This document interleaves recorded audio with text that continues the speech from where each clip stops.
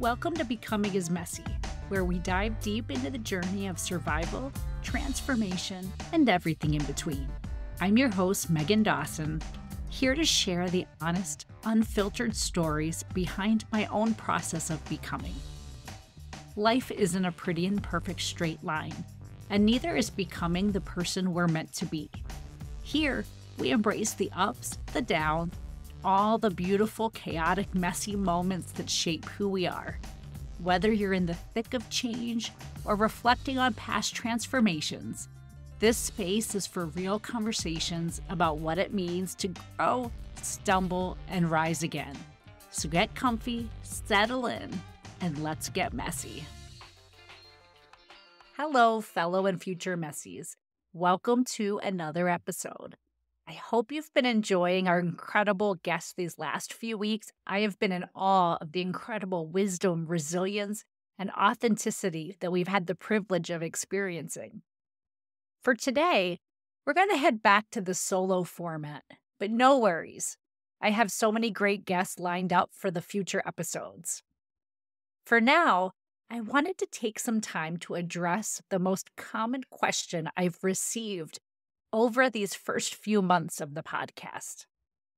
I've referenced my traumatic medical history quite a bit, but listeners have asked for more of the specifics. What's the actual story behind my medical trauma? Not the tidy version, not the highlight reel, not the look how far I've come montage, but the real one. So that's what I'm going to bring today. The honest, unfiltered story of what it's been like to live in a body that's always felt, for better or worse, like both a home and a battleground. I'm going to walk you through years of hospitals, countless surgeries, the diagnoses that kept piling on, and the long road not just to surviving it, but learning to love myself through it. And I want to give you a heads up. This episode includes some detailed descriptions of medical procedures, traumatic experiences, including both medical and sexual. For some, that might be more than you want or need to hear right now. Please take care of yourself however you need to. In this case, I do believe the details matter, because when we gloss over the hard stuff, we risk missing the full truth about how medical trauma impacts people, not just physically, but emotionally, mentally, even spiritually. The long-term impacts go far beyond the doctor's office. I often think about that when I see people struggling in life, with addiction, with anxiety, with depression. Instead of asking what's wrong with them, I find myself wondering, what if they survived? What pain are they carrying? What happened to them? That's the lens that I want more of in the world. Less shame, more compassion. Because trauma doesn't always look dramatic or what you'd expect from it. Sometimes it's silent. Sometimes it shows up as high-achieving perfectionism or people-pleasing. Sometimes trauma shows up as self-sabotage or a smile that hides a storm. So today, I'm going to try to not hold anything back. This is a story of my body and how I've come to honor it, scars and all. Before we dive in, I want to add a disclaimer. Everything that I'm about to share reflects my personal experience, my relationship with my body, my childhood, my trauma. This is not a commentary on anybody else's medical journey, disability, or identity. If your experience looks different, please know that I honor that. I see this as one story among many, and I'm just here to tell mine, honestly and vulnerably. All right, let's get into it. I was born fighting. My mom just shy of 16 when she had me, a child herself. I picture her scared but determined, balancing high school classes and motherhood, doing the best she could in a world that wasn't built for girls like her to succeed, let alone raise a baby. She named me Megan after her favorite character in the book that she was reading at the time, which was the Thornbirds. I came early, 4 pounds, 8 ounces, small, but seemingly fine at first. For a brief moment, it looked like I had escaped the risks of my premature entrance.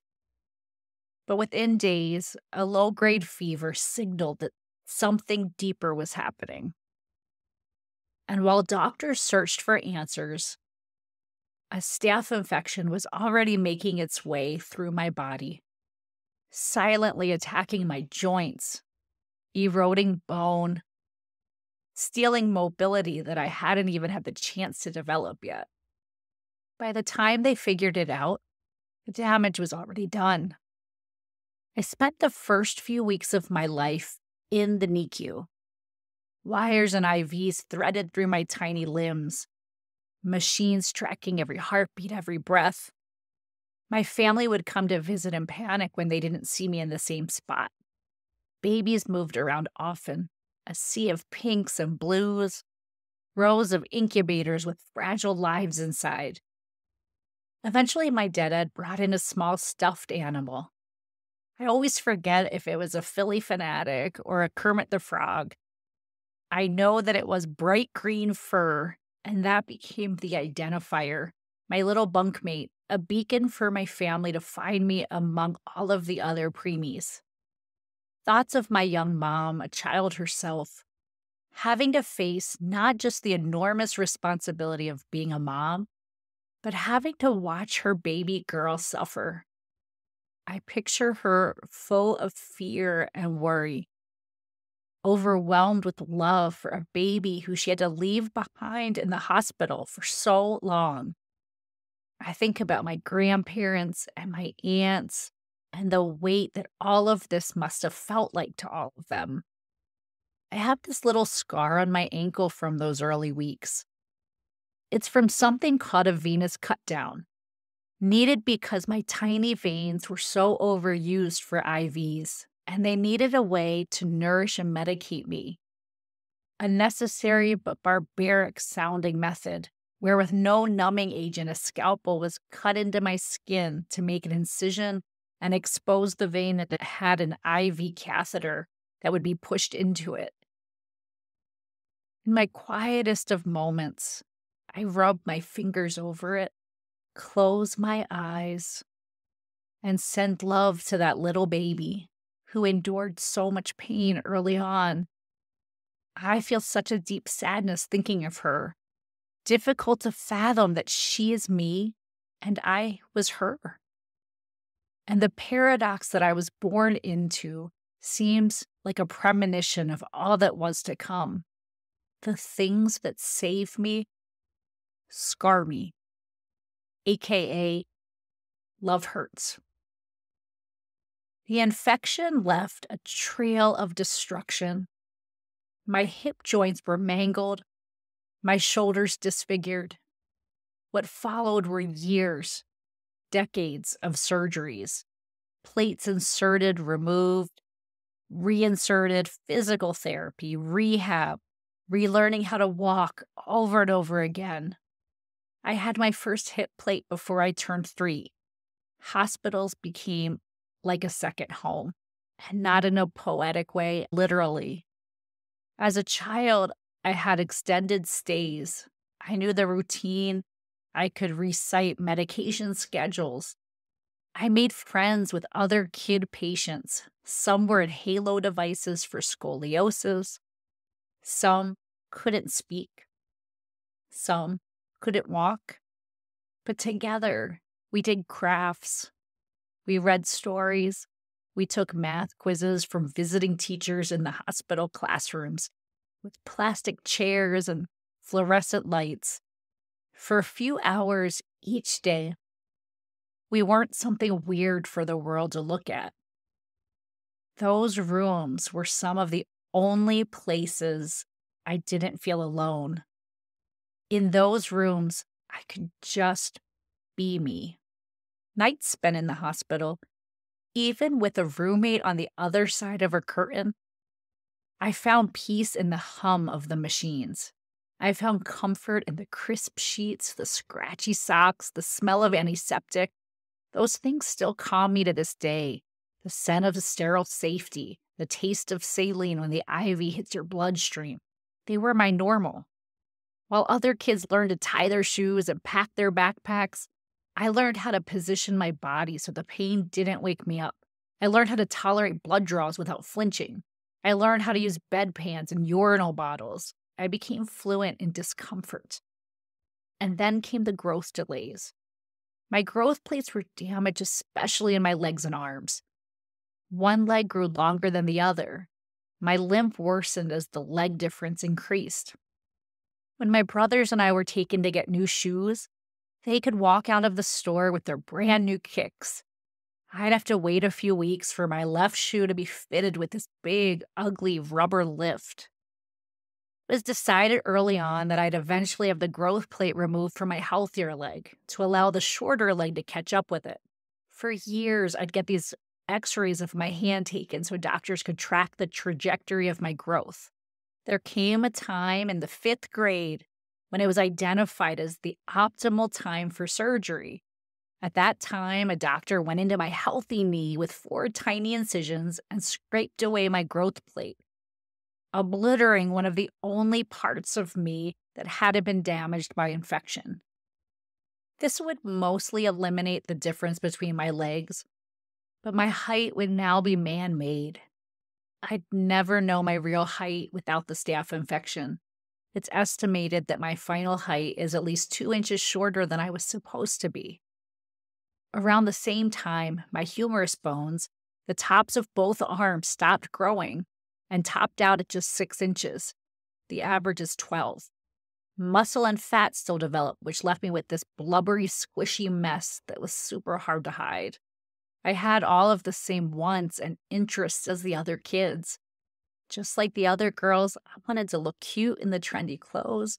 I wanted to be asked to the dance. I wanted people to like me. I wanted to fit in. But for me, fitting in came with a really high cost. The mix of a pretty face, being a child of an alcoholic and violent dad, nonstop physical pain, and a disfigured body became a mix of poison and motivation. It's like I was 2 completely different people. On the one hand, I discovered solace in the numbing effects of alcohol and learned really early how to get the cute boys to like me, even if just for a brief moment in time. It always had to be a secret, and it was usually just one time. The things I was willing to do quickly outgrew my schoolmates. By 7th grade, I had moved on to high school boys. By 8th grade, at just 14 years old, it was college-aged men. Perfectionism and peacekeeping were also part of my survival tools. I craved praise from teachers. I was gifted and talented, every club you could name, and even the 8th grade class valedictorian. I was masterful at hiding my pain and my secrets. Even my poor mom has said how in the dark she was about all that I was experiencing back then. I was always smart, and I always had a smile on my face. It's a misconception about trauma that life is all bad. I honestly grew up surrounded by so much love. My family had so much to grapple with for just my physical needs. They had no way of knowing how deep the hurt actually went. Still, even with all that love, the reality is that my childhood wasn't the carefree season it is so often expected to be. For many, it's a time when your biggest worries are fitting in, making the team, passing a test, or figuring out who to sit with at lunch. There's an unspoken expectation that childhood is a protected space, a training ground where mistakes are small, laughter is abundant, and the world feels safe enough to dream big.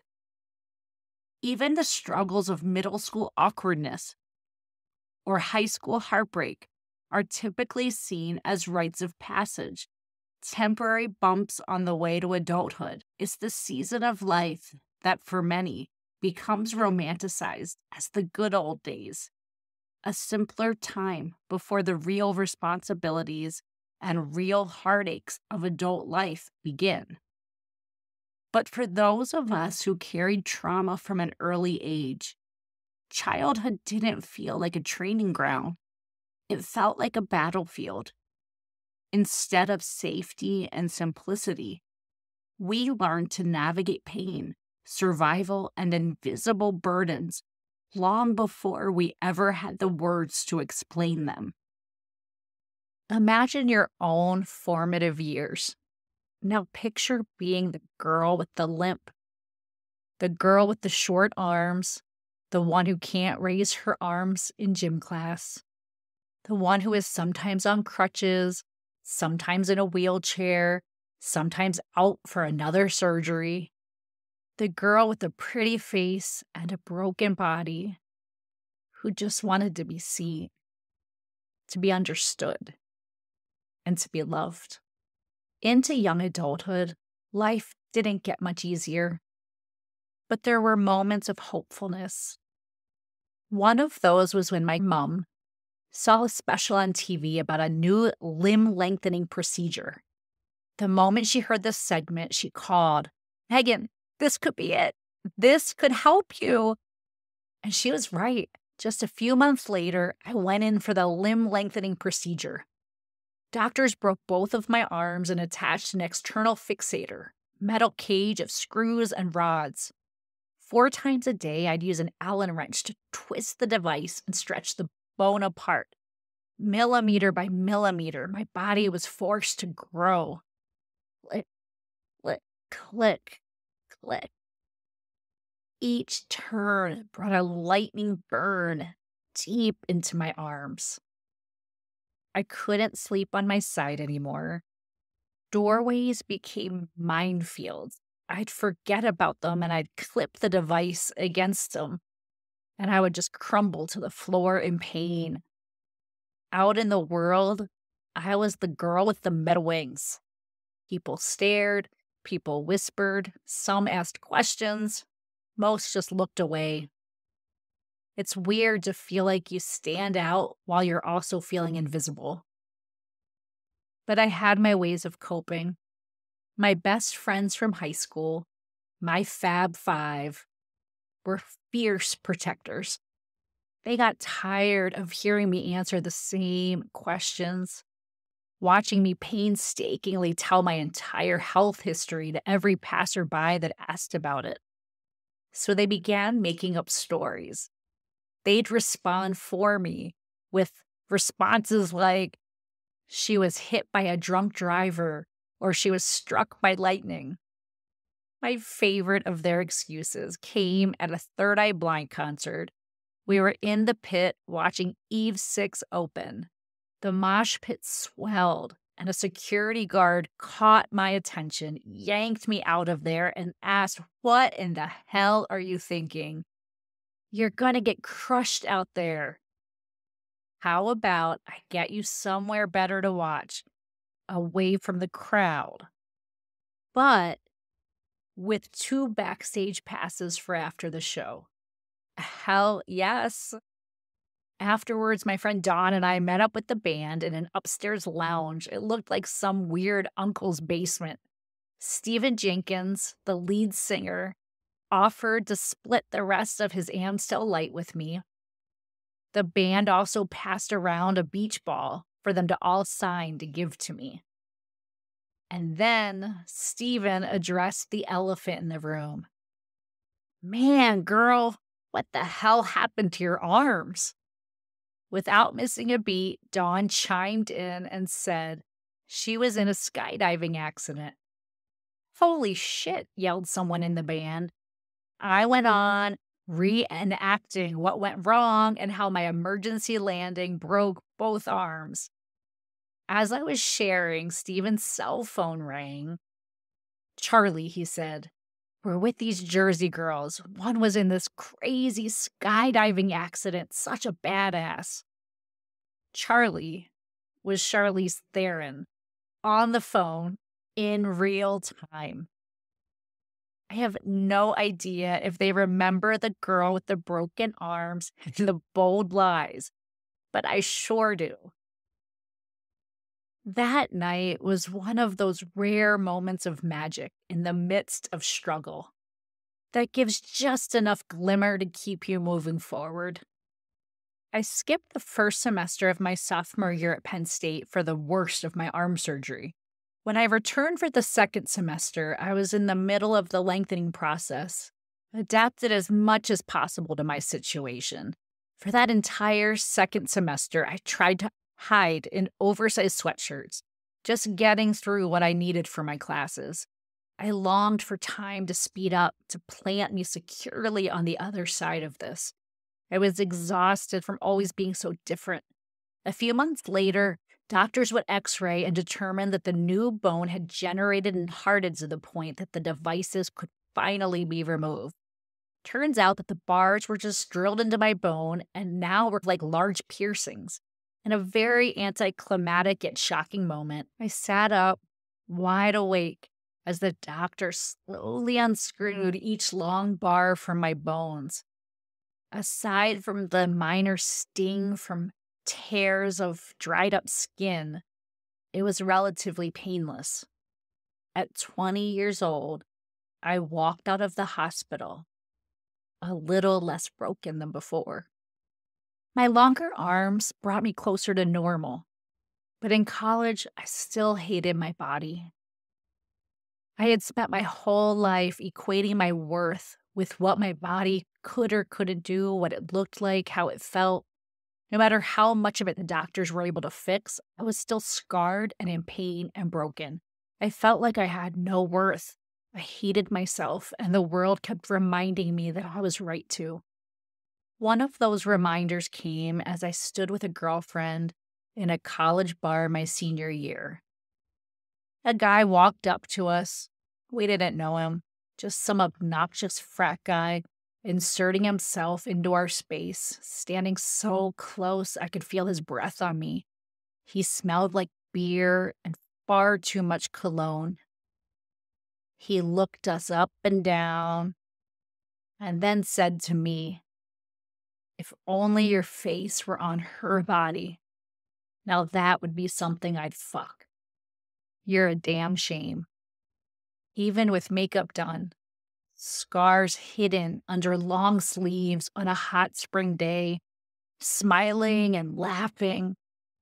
And I was so hideous to this asshole that he just couldn't pass on letting me know it. I was still the girl with the broken body, and I always would be. I know how silly it must sound to have let these words sting as bad as they did. As bad as they still do, to be honest. But when you're just hanging on, when you already hate everything about yourself, these kind of words just confirm your worst fear. That everybody else can see your shame too. And those kind of words are so dangerous.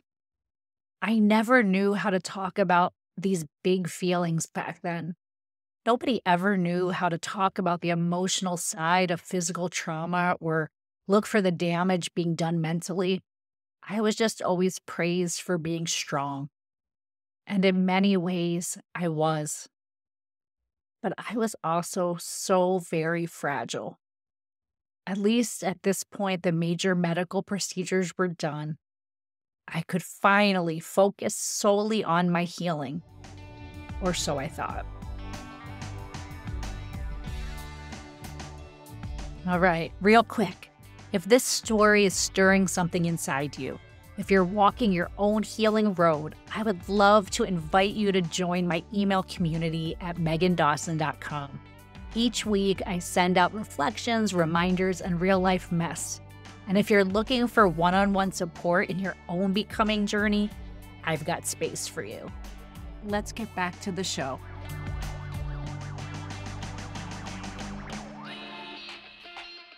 As an adult, With the physical trauma officially in my past, I was ready to turn to therapy to start addressing all of the complex feelings from my youth. But as it had before, my body once again let me down. This time around, it seemed as though it wasn't going to let me have children.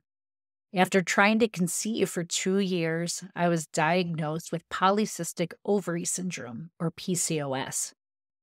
It was wreaking havoc on my hormones, causing me to have missed periods, irregular cycles, the constant question mark hanging over everything. I watched friends get pregnant so easily, accidentally even, while I sat quietly in the back row of the fertility conversation, wondering if my turn would ever come. And then came a pre-cervical cancer diagnosis. That word pre makes it sound like a buffer, like something you catch before it gets serious. But in my case, it was serious enough that they had to remove much of my cervix. I remember waking up from surgery. I looked over and my ex-husband had tears in his eyes. I asked the doctor, will I still be able to carry a pregnancy someday?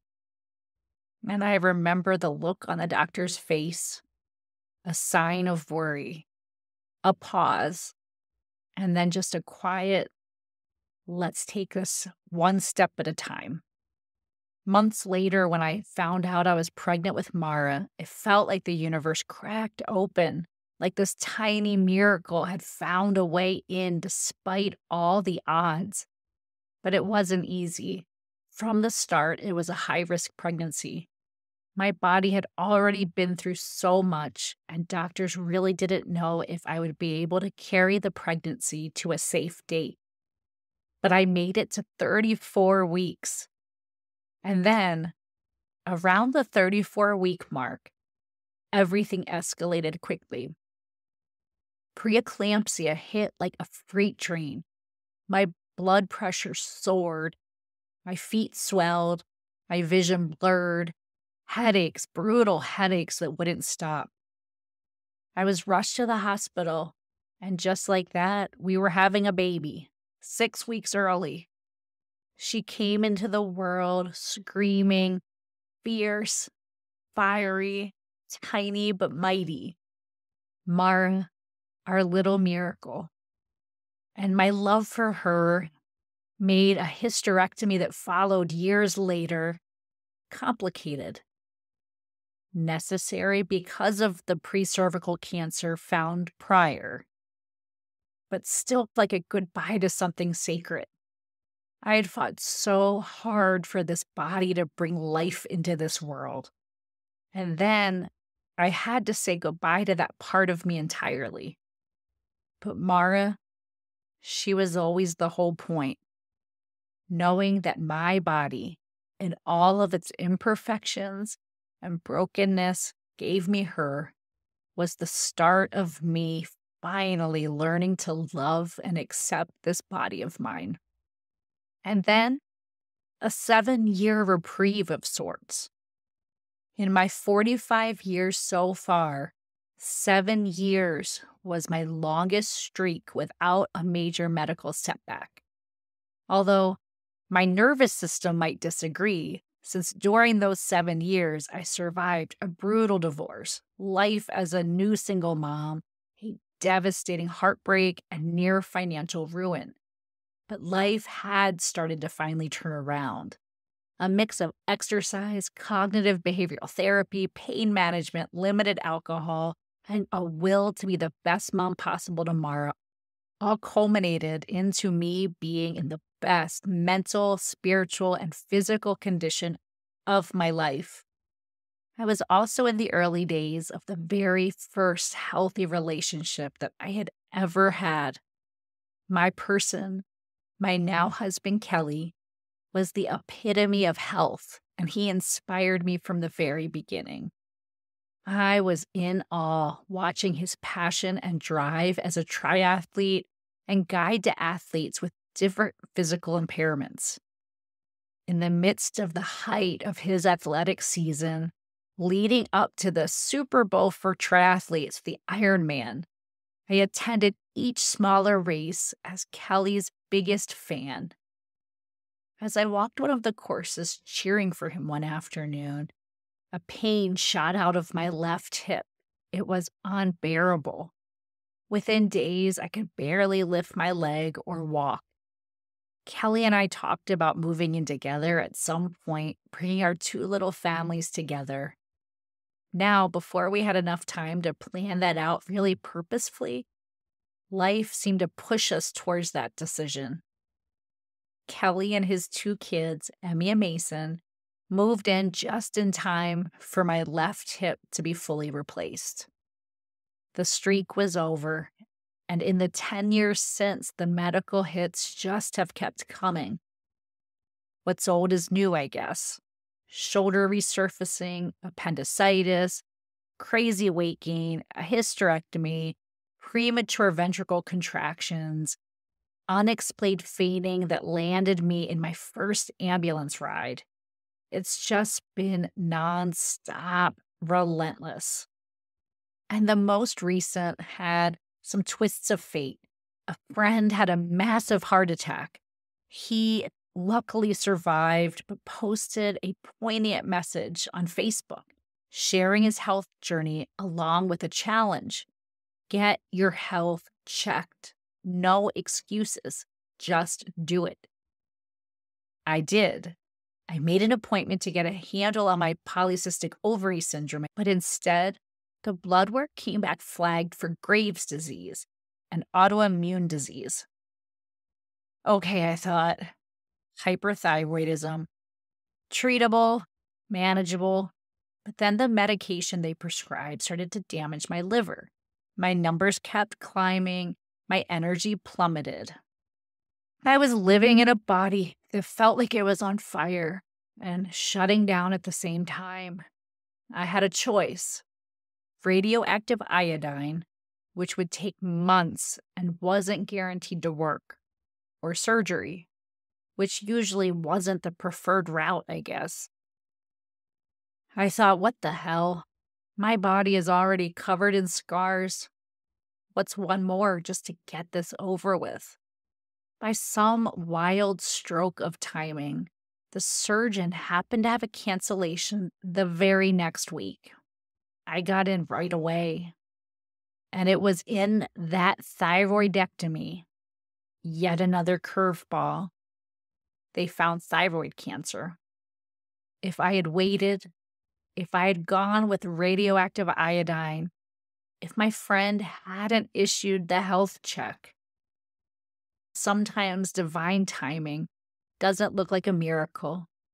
Sometimes it looks like a hospital gown, a new scar across your neck, and a sense of holy gratitude that you caught something just in time. Friends, I'm tired. I have never experienced a day without some form of pain. I am pissed off that I've had to overcome so very much. I'm also sorry about the moments that I hurt people as I tried to survive and cope with all of this. I think we're all meant to keep leveling up in response to the challenges life throws our way. And chronic trauma just makes that so much harder. I don't know why my life story has been so full of medical trauma, physical limitations, and hurt. But it's the only life I've ever known, the one that is mine alone to live. For so long, I saw my body as the thing that held me back, the thing that kept me from being enough. But along the way, the love that has come my way, the desire to stop fighting against the only life that's mine, my acceptance of this plight and willingness to keep trying to learn even more to heal and keep growing into my best self has helped me stop my own self-destruction. Some days are harder than others. I still sometimes drink too much, binge eat, look for ways to numb the pain, find myself craving attention from the wrong people. But I no longer hide those feelings. I own them. I process them. I give myself grace for feeling them. I work with my loved ones to help overcome them. And you know what? The truth that I've finally come to learn is this: not loving my body, not loving myself is actually what has been the greatest limitation of my life. It wasn't until I started treating myself with gentleness, until I learned to love all of me, scars, pain, fatigue, limitations, all of me, that I began becoming my whole self. That changed everything. I now know deeply that I am enough simply by being me. You are enough simply by being you. We are worthy and lovable simply by being. Until next time, stay messy, my friends. Before we wrap today, I want to invite you to be part of the Becoming is Messy community. Subscribe to the podcast so you don't miss a single episode. And if there's anything that resonates with you, please leave a review. Your feedback means the world to me, and it helps other people find this community. Follow me on social media. I'd love to hear your ideas for future topics, your questions, and stories from your own messy moments. And if you're feeling inspired, check out the Becoming is Messy shop, where you can grab a mug, a t-shirt, or something else that reminds you to embrace your messy magic every single day. A huge thank you to the incredible Wolves and Sheep for providing the music for Becoming is Messy. Check them out on your favorite music streaming platform. As we close out today's episode, remember this: messy is just another word for growing. So keep showing up, keep laughing, and keep making beautifully awkward progress. Until next time, stay messy, my friends.